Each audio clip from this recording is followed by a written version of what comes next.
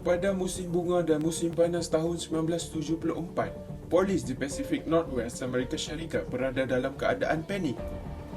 Apa yang telah berlaku? Teruskan menonton.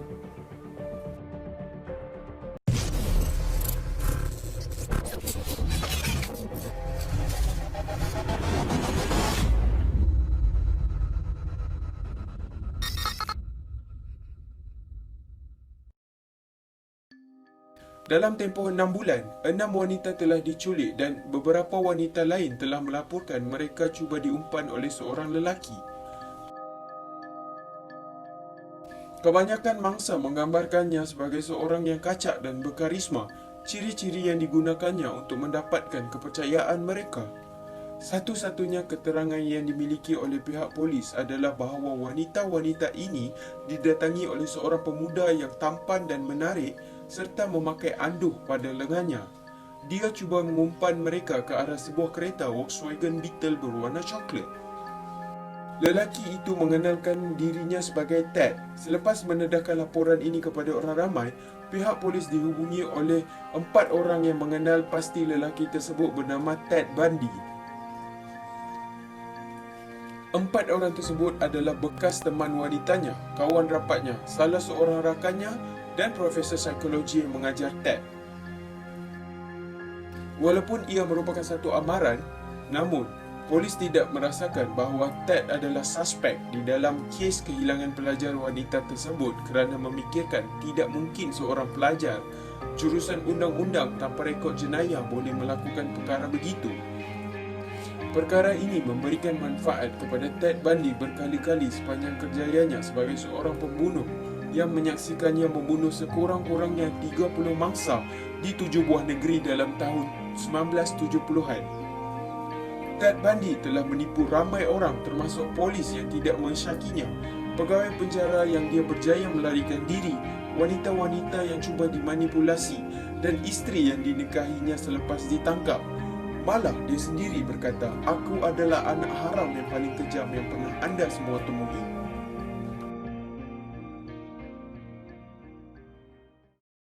Kehidupan awal Ted Bundy. Ted Bundy dilahirkan di Vermont, 4,485 km dari tempat di mana dia melakukan pembunuhannya yang pertama. Ibunya bernama Eleanor Louise Cowell dan bapaknya tidak diketahui. Untuk mengelakkan sebarang kesulitan, dia dibesarkan oleh datuk dan neneknya yang menganggap mereka itu sebagai anak sendiri. Lebih teruk lagi, Ted mempercayai bahawa ibunya adalah kakak kandungnya. Ted dan ibunya sering dipukul datuknya menyebabkan mereka melarikan diri ke Washington untuk tinggal bersama sepupunya ketika Ted berusia 5 tahun. Di sana, Eleanor bertemu dan berkahwin dengan seorang tukang masak hospital, Johnny Bundy, yang secara rasminya menjadikan Ted sebagai anak angkat. Ted tidak menyukai bapa tirinya itu dengan mengatakan bahawa dia merupakan seorang yang tidak bijak dan bergaji rendah. Tak banyak yang diketahui mengenai zaman kanak-kanak Ted kerana dia memberikan penerangan yang bercanggah. Namun gambaran yang boleh dibuat bahawa dia mempunyai zaman kanak-kanak yang biasa. Walaupun Ted menyifatkan dirinya sebagai seorang yang suka menyendiri dan suka mengintip wanita pada waktu malam, namun ramai yang mengenali Ted daripada sekolah menengah menggambarkannya sebagai seorang yang terkenal dan sangat disukai. Kehidupan di kolej dan serangan pertama. Ted Bundy menamatkan sekolah menengah pada tahun 1965 dan selepas mendaftar di University Puget Sound sebelum berpindah ke University Washington untuk mempelajari bahasa Cina. Dia kemudiannya berhenti seketika daripada belajar pada tahun 1968 namun kembali ke kolej dalam jurusan psikologi. Ketika Ted berhenti belajar untuk seketika, dia melawati beberapa kawasan pantai timur di mana dia mengetahui buat pertama kalinya bahawa wanita yang dianggap sebagai kakaknya itu adalah ibu kandungnya sendiri.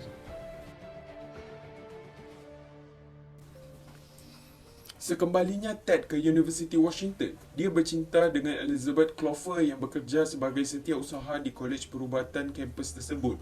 Elizabeth adalah 4 orang yang melaporkan Ted sebagai suspek dalam pembunuhan di Northwest Pacific. Di antara 4 orang ialah bekas pegawai polis Seattle, and Rule yang bertemu Ted ketika mereka berdua bekerja di pusat panggilan di mana mereka membantu orang yang ingin membunuh diri. Pada tahun 1973, Ted diterima masuk ke Universiti Puget Sound dalam jurusan undang-undang. Tetapi selepas beberapa bulan, beliau berhenti menghadiri kelas. Ketika inilah kehilangan wanita yang pertama bermula. Serangan pertama Ted Bundy pada bulan Januari 1974 bukanlah pembunuhan sebenar. Sebaliknya, serangan terhadap Karen Spark, seorang pelajar dan penari berusia 18 tahun di University of Washington. Ted memecah masuk ke apartmen Karen dan memukulnya menggunakan rod besi sehingga tidak menyadarkan diri sebelum menggunakan objek yang sama secara seksual ke atas mangsa. Serangan tersebut membuatkan Karen berada dalam keadaan koma selama 10 hari dan mengalami kecacatan kekal. Pembunuhan pertama Ted Bundy. Mangsa Ted seterusnya yang juga merupakan mangsa pembunuhan pertama adalah Linda Ann Haley, pelajar Universiti Washington. Sebulan selepas serangan pertama terhadap Karen Spark, Ted memecah masuk ke sebuah apartmen pada awal pagi, memukul Linda sehingga pingsan dan membawanya masuk ke dalam kereta Ted. Sejak itu, Linda tidak pernah ditemui lagi. Namun, beberapa tahun kemudian, serpihan tengkoraknya ditemui di salah sebuah lokasi di mana Ted membuang mayatnya. Selepas itu, Ted terus menjadikan pelajar perempuan di kawasan tersebut adalah sebagai sasaran. Taktiknya yang biasa adalah menumpangkan pelajar wanita yang muda atau menghampiri wanita dengan memakai anduk, lalu meminta tolong mereka memasukkan sesuatu ke dalam keretanya. Jika terpedaya, Ted kemudiannya akan memukul mangsanya sehingga pengsan sebelum mengikat, merogol dan membunuh mangsa. Mangsa tersebut kemudian akan dibuang di kawasan hutan yang terpencil. Namun, mayat-mayat tersebut tidak ditinggalkan begitu saja. Kadang-kala, Ted akan melawati tempat-tempat pembuangan mayat tersebut untuk melakukan hubungan seks bersama mayat yang bereput. Dalam beberapa situasi, Ted akan memotong kepala mangsanya dan menyimpan tengkorak di dalam apartmennya. Dia juga akan tidur bersama-sama tengkorak tersebut. Ted pernah berkata, "Pembunuhan bukanlah satu jenayah nafsu atau kejam. Ia menjadikan sebahagian daripada anda. Mangsa menjadi sebahagian daripada anda dan kedua-duanya bersama selamanya. Tanah di mana anda membunuh mangsa atau membuang mayat menjadi suci bagi anda dan anda pasti akan tertarik kembali ke lokasi tersebut." Dalam tempoh 5 bulan berikutnya, Ted telah menculik dan membunuh 5 lagi orang pelajar perempuan di North West Pacific. Mangsa-mangsa tersebut adalah Donna Gail Manson, Susan Ellen Rancourt, Roberta Kellen Parks, Brenda Coral Ball dan Georgian Hawkins. Berikutan kehilangan yang begitu kerap ini, pihak polis meminta siasatan besar-besaran dilakukan dan meminta beberapa agensi kerajaan yang berlainan untuk membantu mencari mangsa-mangsa yang hilang. Salah satu agensi tersebut adalah Jabatan Perkhidmatan Kecemasan Washington, tempat di mana Ted bekerja ketika melakukan jenayah tersebut.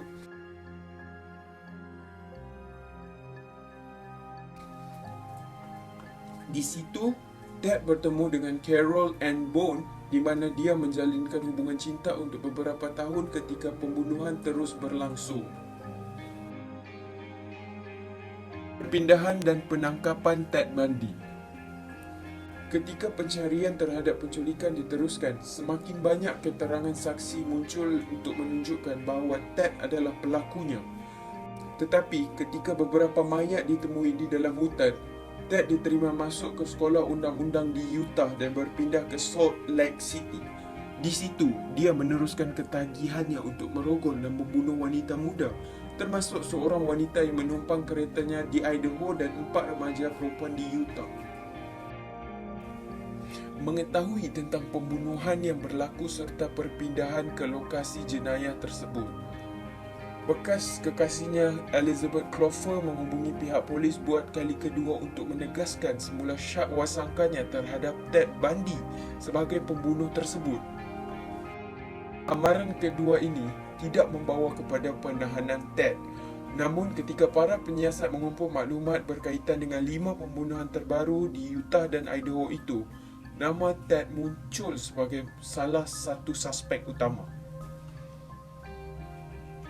Tidak menghiraukan apa yang berlaku, Ted meneruskan pembunuhannya. Kali ini, dia menghala ke Colorado dari rumahnya di Utah di mana 3 lagi wanita dibunuh. Akhirnya, pada Ogos 1975, Ted Bundy dihentikan oleh seorang pegawai polis ketika memandu melalui pinggir bandar Salt Lake City dan polis menemui topeng, garis serta objek tumpul di dalam keretanya. Walaupun barang-barang tersebut tidak mencukupi untuk menahannya, seorang pegawai polis menyedari bahawa Ted adalah suspek dalam pembunuhan yang terdahulu lalu meletakkannya di bawah pengawasan. Pegawai-pegawai polis tersebut kemudiannya menemui kereta Volkswagen Beetle yang telah dijual oleh Ted di mana mereka menemui rambut yang cocok dengan 3 daripada mangsanya. Dengan bukti ini, mereka memasukkan nama Ted ke dalam senarai suspek yang di mana dia kemudiannya dikenal pasti oleh seorang barisan salah seorang wanita yang cuba diculiknya. Ted Bundy telah disabitkan atas kesalahan menculik dan menyerang, lalu dihantar ke penjara sementara menunggu polis menguruskan kes pembunuhan yang dilakukannya. Bagaimanapun, ini bukanlah merupakan penamatan terhadap pembunuhan oleh Ted Bundy. Tidak lama kemudian, Ted berjaya meloloskan diri daripada jagaan pihak berkuasa. Malah ia berlaku sebanyak 2 kali. Kali pertama pada tahun 1977, di mana dia melarikan diri dari Perpustakaan Undang-Undang Mahkamah di Aspen. Dia dibenarkan untuk masuk ke dalam perpustakaan tersebut tanpa gari kerana dia bertindak sebagai peguam bagi pihaknya dalam kes tersebut. 6 hari kemudian, Ted ditangkap semula. Kali kedua dia melarikan diri memberikan kesan lebih buruk. 6 bulan selepas melarikan diri buat pertama kali, Ted sekali lagi berjaya meloloskan dirinya.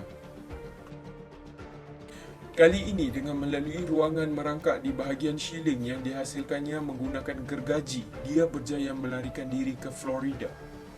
Di situ pada 15 Januari 78, selepas 2 minggu dari pelariannya, Ted memecah masuk ke sebuah rumah dihuni pelajar wanita di University Florida. Dalam hanya 15 minit, Ted menyerang secara seksual dan membunuh Margaret Bowman dan Lisa Levy, menyerang Kathy Kleiner dan Karen Chandler, yang mana keduanya mengalami kecederaan teruk. Masih dalam pelarian selepas 3 minggu melakukan pembunuhan di Florida, Ted menculik Kimberly Diane Leach berusia 12 tahun dari sekolahnya lalu dibunuh. Seminggu kemudian, Ted diberkas oleh pihak polis yang menjumpai bukti mengaitkan Ted dengan pembunuhan di University Florida dalam sebuah kereta. Sepanjang pembicaraannya, Ted mensabotajkan dirinya sendiri dengan mengabaikan nasihat peguamnya dan mengambil alih dalam mempertahankan diri. Malah mereka yang terlibat dalam mempertahankan Ted kemudiannya akan menendahkan pemikiran mereka tentang Ted. Joseph Aloy, pegawai penyiasat yang berusaha bagi pihak Ted menjelaskan, gambaran saya terhadap Ted adalah dia seorang yang hampir sama dengan syaitan yang saya pernah temui. Ted Bundy akhirnya disabitkan ke atas semua tuduhan dan diletakkan dalam senarai hukum mati di penjara Florida. Di situ dia mengalami penderaan daripada tahanan lain termasuklah dirogol oleh 4 banduan. Ketika pembicaraan sedang berlangsung, Ted mengahwini Carol Ann Bone di mana mereka sempat mendapatkan seorang anak. Ted Bundy akhirnya menemui ajalnya di atas kerusi elektrik pada 24 Januari 1989. Ratusan orang berkumpul di luar mahkamah untuk meraih kematiannya. Untuk segala yang dilakukannya kepada gadis-gadis, memukul, mencekik, menghina badan mereka, memaksa mereka, saya rasa kerusi elektrik adalah terlalu baik untuknya, kata Eleanor Lewis, ibu mangsa Dennis Nosland. You're a bright young man. You made a good lawyer. I'd love to have you practice in front of me, but you went another way, partner. Take care of yourself. I don't have any animosity to you. I want you to know that. Take care of yourself. Thank you. Go to bed, Richard.